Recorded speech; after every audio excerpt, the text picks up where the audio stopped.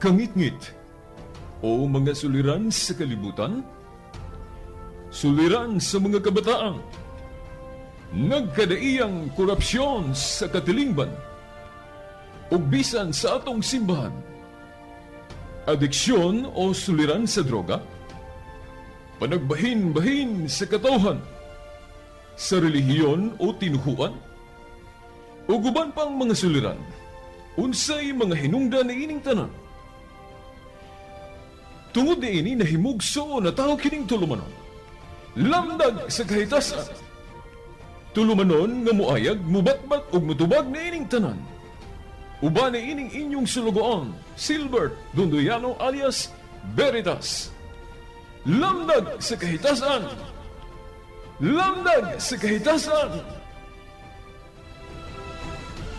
Ang maong tulumanon, inyong madungog matag adlaw, Lunes hangtod Sabado sa may alas 6:30 ngadto sa alas 7 sa gabi. Ug sa adlawng Domingo, alas 2:30 ngadto alas 3 sa hapon.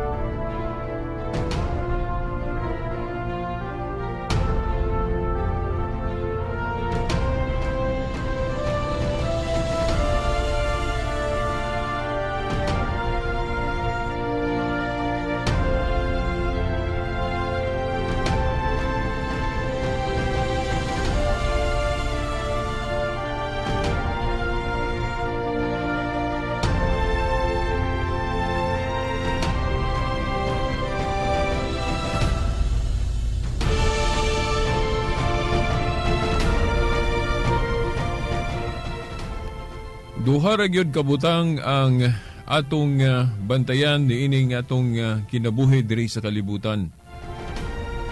Duha ka butang ang atong buot ipasabot kining kangit-ngit og kahayag. Kining kahayag mao man ni atong gisimbolo sa kanabang Dios, sa presensya sa Dios. Kung moingon galita og kahayag, mao magyuna mahuna-hunaan nato nga mao na ang Dios. Kahayag gadanag nato, no? Ug unya ang simbolo pod sa kining kadautan mao ning kangit-ngit, di ba? Og atong pahimug-atan ning duha ka butang, no? Kining kangit-ngit og kahayag, although ato naman ning nahisgutan ang uban niini sa nangagi natong segments mong tulumanon. Ato pa jung palawman ni karon, no?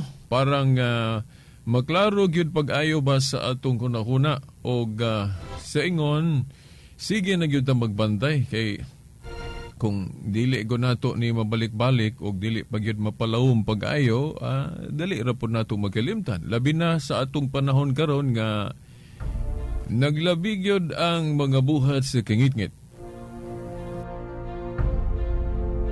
Although, kanang physical nga kangit-ngit, dili man na siya ingon nga daotan. Ang kay mayon kay tag kangit-ngit, duha man ang gitumbo kana. Kanang kangit-ngit nga physical o kanang kangit-ngit nga ang gitumbo kadaotan, no? Kanang pisikal nga kangit-ngit, dili man na siya daotan. Ang bot ato ipasabot pananglit kanang kanabang mugabi Oh. Kanang mugabi Kanang mugabi man kay siyempre panahon na pod sa ting pahulay. Wa na ta magkinahanglan og kahayag sa adlaw. Mao na nga mo abot jud ang gabi. Pero kanang kangit-ngita dili na siya daotan. Kinahanglan man na nato kay mapahulay mapunta, matuog mapunta. So, kinahanglan po palungon ang kahayag sa adlaw. Dili gid po noon mapalong kinaaram yun ang adlaw pud pasabot dili sa nato makita. Oo. Ang kangit-ngit nga atong bantayan pag-ayo diri kining kadautan. Asa ba ni nagsugod ning kadautan balik ta sa atong pagtuo no, sa katekismo nga. Okay, ang kadautan gyud sa wala pa ang tao mahulog si Adan ug Eva wa pa magpakasala. Naa na ang kadautan. Ngano man kay sa atong pagtuo ato mang nakatunan nga ang unang gibuhat sa Dios mao man ang anghel ba kung ikumpara unsa man ang unang gibuhat sa Dios, anghel o ang tao? Okay, atong gituhuan nga ang anghel mo'y unang gibuhat sa Dios kaysa sa tao. Niya ang anghel gisulayan sa Dios. Gisulayan na ay kagawasan o na ay free will ang mga anghel o ang anghel pagsulay sa Dios sa atong nakatunan mga 1/3 sa mga anghel pinanguluhan ni Lucifer ang wala kapasar kay mirebilde man. Misungi man, misupak man sa pagbuot sa Creator o ang Dios, no? Si Lucifer mo'y nanguna sa pagrebilde. Unya mga 1/3 sila nga mga anghel ang nirebilde but pasapot wala kapasar sa pagsulay sa Dios kanila.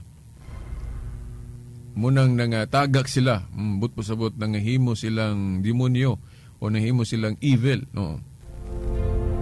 Nya kanang nga no ako sa dining i-explicar ninyo kay sa social media god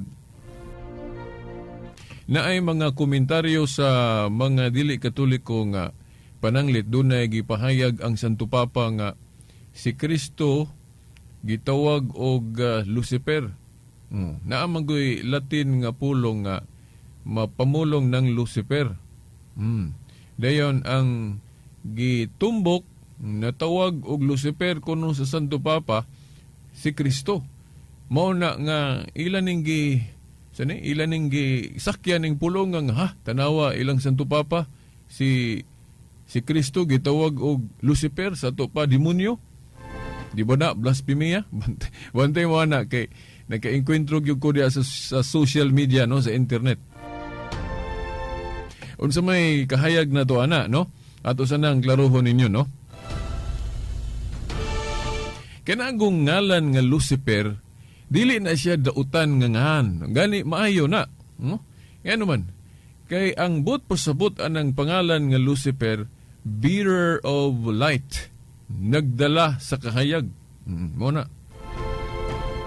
Og mao na gingalan sa usa sa mga anghel nga but naon gali dako og ranggo ng kuan katong anghel nga gihinganlan og Lucifer, oh. Katong anghel nga nirebilde, sawa pa siya mirebilde sa Dios. Dili man to siya dautan. Nya nindot kay siya ngalan mao na Lucifer o kahayag o naghupot o nagdalas kahayag. Oh. So dili na dautan ng kanangalang Lucifer. Oh, kay ngalan man na mo man ay gingalan sa Dios ngadto sa usa sa iyang mga anghel gani but sabton dako granggo nga anghel, no? O muna ang maayo na siyang ngan, but pasabot light o kahayag o nagdalas kahayag. Oh. Kadtong gipamulong sa Santo Papa nga gitawag si Kristo og Lucifer, dili to sabton nga kadtong Lucifer nga nahimong yawa. Kundi ang termino lang nga kahayag kay mo man na no sa Latin kung wa ko masayop mo man na. But pasabot anak kahayag o nagdalas kahayag. No, tinuod man nga si Kristo gadalas sa kahayag o siya mismo mao ang kahayag, di ba? Niya dili na dautan ng pulong kahayag o kanang Lucifer. Well, kanus-ara nga nahimong dautan, kadtong pagkamao o persona ni Lucifer nga usa ka anghel nga nirebilde didto nagsugod ang iyang pagkadautan. Dili kay ang iyang ngalan nga Lucifer mo'y nakapadautan niya, kundili ang iyang gibuhat nga pagrebilde sa Dios mao'y nakadautan niya o nakapahimo niyang adversary o demonyo. Nakuha ninyo, no? So, may ni atong may gayang nahidumduman ako ni kay basig ka mo pod naka-enkwentro mo ani nga klasiha sa kanabang pagsaway nga tanawa ra gud ng inyong Santo Papa si Kristo gitawag og Lucifer nga sa ato pa demonyo di ay kay nga ang Lucifer may nga atong nahimong yawa nga anghel. De ang tubag gatin-awon ana dili dautan ng ngalan nga Lucifer. Bearer of light guna, kahaya guna. Pero kadtong anghel nga gihinganlag Lucifer, nahimo lang tong yawa, nahimo lang demonyo. Dili iyang ngalan nga Lucifer may nakapademonyo niya. Ang iyang pagsukwahi, ang iyang pagrebilde sa Dios, ang iyang wala pagtuman sa instruction, sa sugo sa Dios ngadto kaniya, mo'y nakapayawa niyan, mo'y nakapahimo niyang adversary o nakapahimo niyang demonyo katong iyang pagrebilde. Dili tungod sa iyang ngalan kay nindot man tong ngalan na kanang Lucifer. So mao na, no? So I hope nga nakuha ninyo na. Okay, now balikan na tong pagsulay sa Dios sa mga anghel o mga to, si Lucifer o ang ubang mga anghel, mga 1/3 sila, wala kapasar, nahimo silang mga demonyo. Pero ang uban, mas daghan, kay 1/3 ragod ang rebelde. Ang ubang mga anghel, nakapasar. Dayon, kinsa kayo sila, no? Atong nadumduman sila ni Saint Michael, nga ako'y gaulo-ulo po sa mga tarong nga anghel, sila ni Saint Gabriel. Di lang ko ka-memorize. Daghan sila. Dayon, pag ang nature gyud, ang anghel god pagsulay sa Dios, kadtong mga anghel nga nakapasar, pasar na gyud to sila, but pasabot dili na to sila mahimong daotan. Katong mga anghel nga nakapasar sa pagsulay sa Dios nila, nahimo na gyud tong mga buutan nga anghel og dili na to sila mahimo pang daotan. Dayon, kadto pong mga anghel nga nahulog, but pasabot na nahimong demonyo, dili na po to sila mahimong tarong. Monay nature sa anghel. Pagsulay sa Dios nila ang nakapasar, pasar na gyud na hangtod sa hangtod, but pasabot tarong na gyud na hangtod sa hangtod, o kadtong nangahagbong, hagbong na gyud hangtod sa hangtod, dili na gyud mahimong tarong. Mao na ang anghel. Wala sila capability nga mausab. Mo na nature sa anghel. Paghuman sa pagtesting, pagsulay sa Dios kanila, kadtong nakapasar, nahimong tarong na hangtod sa hangtod, dili na mahimong daotan. Dayon kadtong na mga anghel nga nangahulog o nahimong daotan na gyud hangtod sa hangtod, dili na mahimong maayo. So mao na ang mga anghel, dili na mausab. Ug unsa na sila, inana na gyud sila. Mao na nga sa paggama sa Dios sa tao, no? Sa paggama niya nato, no? Kitang mga tao, ang unang gigama, no? Silang Adan ug Eva, nag-represent, no? Ang tao gibuhat niya dili na sama sa anghel. Nga pagkahagbong na gyud hangtod sa hangtod, pagkatong nakapasar, pasar na pod hangtod sa hangtod. Ang tao gibuhat sa Dios nga kung makasala sa to pa mahimong daotan, mahimo pang mabag-o. Able to change.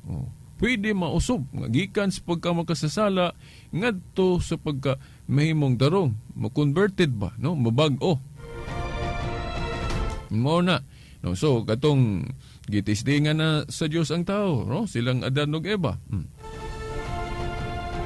Na nila ang maayong relasyon sa Diyos nga ilang magbubuhat kanang grace na nila, sanctifying grace. Pero pagkasala ni Adan ug Eva, wala nila matuman ang instruction sa Ginoo nila. Well, nahulog sila na pod. Dayon mao na dayon na ni sud na dayon ng original sin, nitapot na ng original sin. Pagkawala na grasya, then apil na pod ang kanang concupiscence nga ang tao doon na nagipagkamahiligon sa sayop o sala o nana diha ang mga impurities. So mo na deres kalibutan nga dili gyud na nato ikatingala nganong ang atong kalibutan naadyoy kadaotan. Kitang mga tao mahilig gyud ta og kana abang sukwahi. no, sa pagmando sa Dios. Mao na, Pero ang Dios wala pud ta niya biyae ba? Wala pud ta niya pasagdi gyud kitang mga tao nga nalayo niya. Gipakita gihapon niya iyang gugma pinagis pagpadala og mga propeta nga mutudlo nga mubiya mo anang pagka magsusupak, no?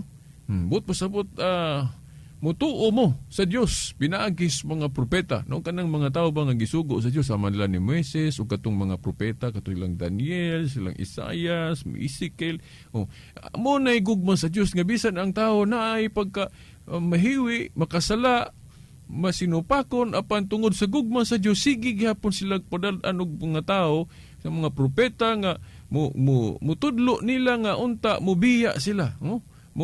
Kuan sila ba mo about face sila, no, gikan sa ilang pagka makasasala mo dumili sila og musunod sa unsay pagmando sa Dios. Motong ilang tinuhuan sa una panahon ni Moises gitawag tug tinuhuan sa mga Hudiyo den na mga gikasabutan po dayon sa Dios og sa mga Hudiyo ana. Pero sa wala pa na katong tinuhuan sa mga Hudiyo sa katupag yung pagkasala ni Adan og Eva naa nagyuy maayong balita o unang maayong balita nga gipadayag kanang gitawag na tug proto-evangelium kanang sa Genesis chapter 3 verse 15 ba nga naghisgot diha ang Dios nga giingnan niya ang bitin giingnan niya bitin ang babae na kunoy babae nga mupislat sa ulo sa maong bitin og ang maong bitin mo kuan sa musabad sa kanabang og ang bitin mo kuan pod mo sana pasabot mo makig-away pod sa maong babae. Ang gihulagway ani mga igsuon ko diri na, no, ang gitumbok ani sa New Covenant kining fulfillment ba, no, sa maayong balita sa Dios nga naay paabuton nga usa ka babae nga ang iyang kaliwat makig-kuan gihapon makig-away sa kaliwat aning yawa o bitin.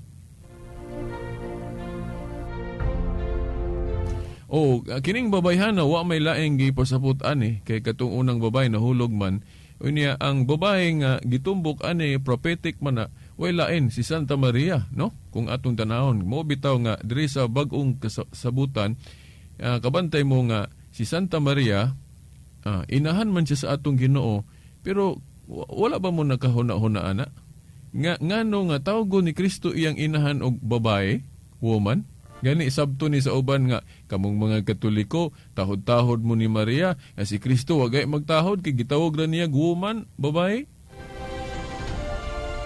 Ang atong tubag ana dili si Kristo pa ingnon ni mo wa gatahod siyang inahan. Sa ilang panahon kanang pagtawag og babae dili na ingon nga walay pagtahod. Kay sa ilang panahon dili na to mapareha sa atong panahon karon. Sa ilang panahon wala nay malisya kanang pagtawag og babae. Sa ato naman ang panahon ron nga gibutangan na tog Malaysia nga kay naa na may mga ngalan. Ang atong nabatasan na ron nga kung naa kay ngalan kanang pagtawag og inahan mao nay silbing pagtahod na to. Kung naapoy ngalan tawgon gyud sa ngalan ingon ana, no? Dayon kung tawgon ang imong inahan og babae murag moingon na ta sa atong panahon ron nga awa ka gatahod siya mong inahan kay gitawag ra nimong babae.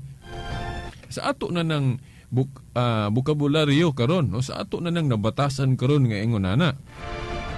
Pero sa ilang panahon sa una, panahon sa mga Hudiyo sa una, walay ingon ana nga Malaysia nga kanang mutawag kag babae sa usa ka babae usa na kadakong pagtahod.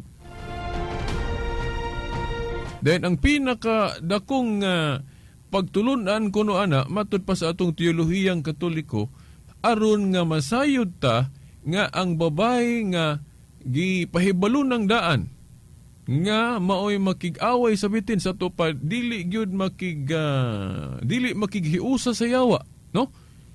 Ang babae nga gitumbok diha sa Genesis 3:15 mao si Santa Maria. Mao na nga balik-balik nga pagtawag ni Kristo sa iyang inahan, ingon nga babae para makat-unta mahibaw ta nga siya ang babae nga gihisgutan.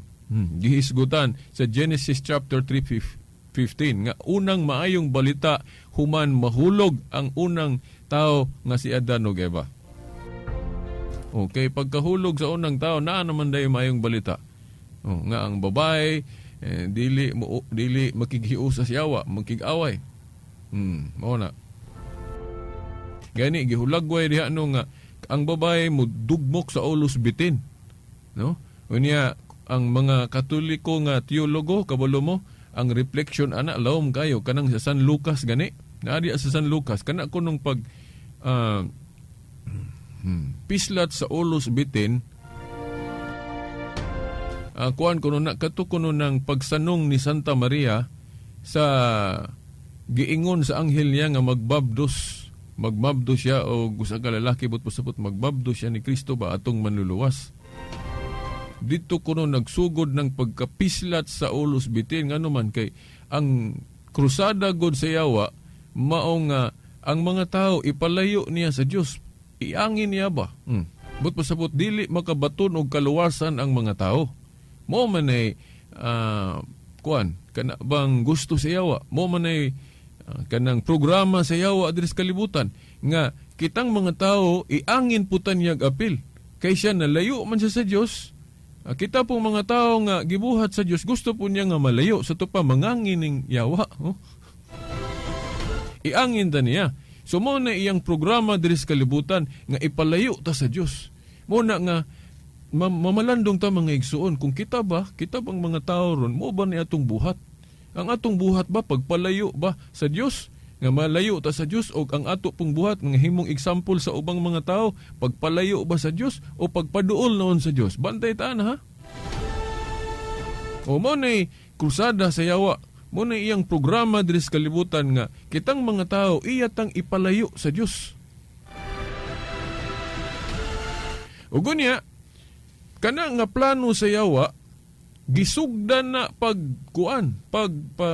pagpakgang sa babae. Kay naa lagi babae nga gihulagway diha no unang maayong balita human magpakasala si Adan ug Eva, naa na dayon maayong balita nga gipadayag sa Dios nga naay babae nga dili makighiusan nimo o dili mo alayon sa imong plano demonyo. Naay babae. Mukig-away gid siya. Dayon ang iyang kaliwat, but pasabot si Kristo, mao gihapon, magig-away nimo. Espirituhano ni nga pakig-away ha. O ang iyang kaliwat, mao na ang simbahan kung ayaw na tugunahon na, no? Mga kaliwat sa babae. Mao gihapon, makigkontra gihapon sa kaliwat po sa yawa. Kung saan man ang mga kaliwat sa yawa. Katong mga binuhatan nga mialayon po sa pagrebilde sa yawa mo na. Mo na, nga, kana ko nung gihulagway sa Genesis 3:15 nga ang babae mo dukmok sa ulos bitin, mao kuno na dito kuno na nagsugod sa dihang misanong si Santa Maria sa gisulti sa anghel nga magmabdo siya. Ano man unsa may essence ana no? Kay but po sabot sigurado na gyung guba ang plano sa yawa. Ngano man? Kay makabato naman tagkaluwasan, no? Kay ang Dios dili man mamugos po ni Santa Maria nga magmabdo siya. Pero ang Dios nananghid gyud siya ni Santa Maria nga siya may himuong instrumento nga mataw ang atong manluluwas. Nya wa gyud mo dumili, wa gyud mo balibad si Santa Maria, no? Di ba? Nguna nga ang pagsanong kon ni Santa Maria sa giingon sa anghel sa pag-ingon niyag oo, bot pasabot guba ang plano sa bitin.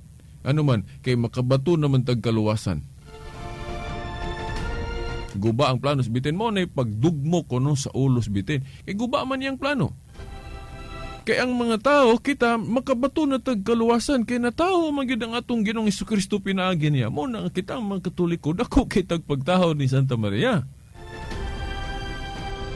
Kay kung wa pa to siya mudawat, no? Wa pa to, umidumili pa to siya, no? Sa sulti sa anghel nga to kaniya nga magbabdo siya. Di man pud mamugos ang Dios. Di man mamugos ang Dios kung dili siya, di ba? Muna nga si Santa Maria gitawag po na nato sa mga church fathers og icon of the church, no, imahen sa simbahan.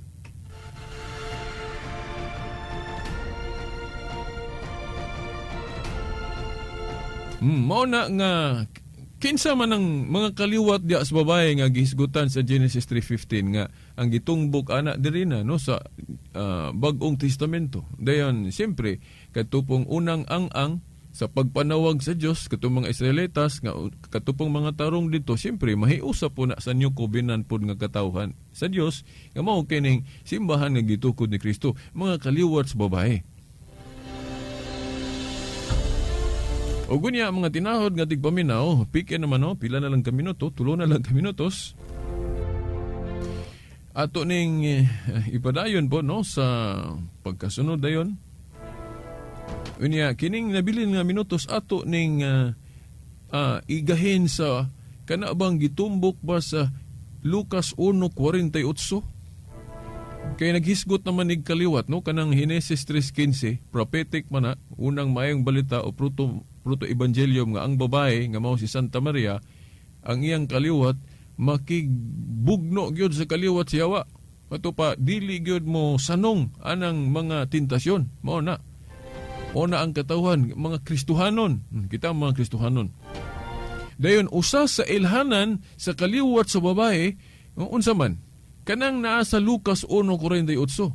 Kanang niingon si Santa Maria nga matud pa sa anghel nga siya na puno sa grasya diya sa Lucas 1:28 kay ato man ang gitan-aw sa Grego nga ang anghel nga si Gabriel niingon ngadto ni Santa Maria namulong nga kikaritomene no sa Grego nga ang duol gyud kung dili man gyud mo takdo gyud ayo nga sa untop gyud nga pagkahubad no kanang naa sa duway rims nga si Santa Maria puno kuno sa grasya, puno sa grasya. Unya sa Lucas 1:48 niingon siya nga sukad karon ang tanang kaliwatan mutawag kanako og bulahan o blessed.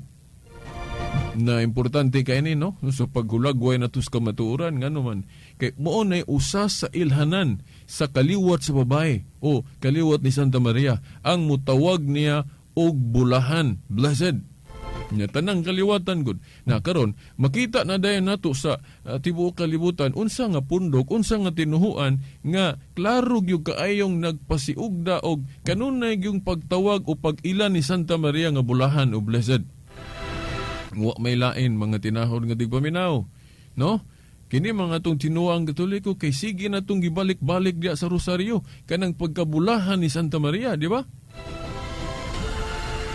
Unya unta no kitang mga Katoliko pod kanang pagka-blessed ni Santa Maria ato nang ikinabuhi pod sa atong kinabuhi dili lang pod kay atong igo ra pud ta molitok ana but po sa putog unsa poy gusto sa atong maal nga inahan sa pagtuo atong buhaton mao kanang unsa may giingon ni Santa Maria sumana ninyo ang gisulti sa akong anak no nga nasa Juan 2 no but po sa put kinahanglan tumano nato ang mando sa atong Ginoong Hesukristo nga gitudlo sa iyang simbahan. Okay, wala naman tayo kong panahon. Sa ngalan na lang sa atong mahal nga inahan, Mother Mary. Sa atong Pangulo sa simbahan, diri sa Diocese of Dipolog, ang atong Obispo, Monsignor Sibero Kermari. Kini ang ubos nyo nga lagid sa mong talamanon, Silbert Don Doyano Sr. alias Veritas. Kauban sa atong mga amigo no sa technical side, Danilo Luod o Espiritu Ilumba. Hangtod ug mabuhon sa ngalan sa Amahan, sa Anak, sa Espiritu Santo. Amen.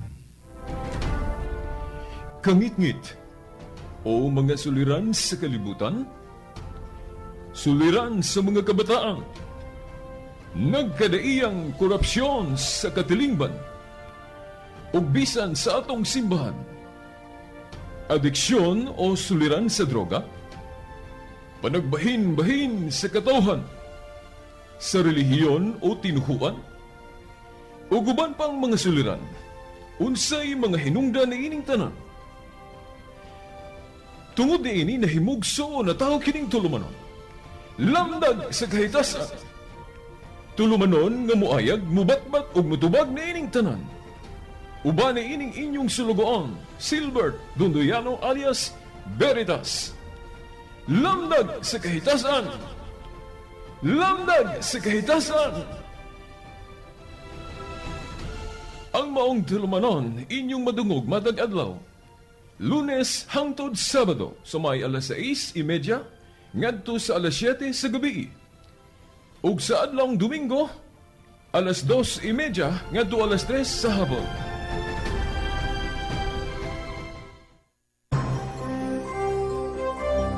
Ito ang DXDR 981 sa Dipolog numero 1. Tatak RMN.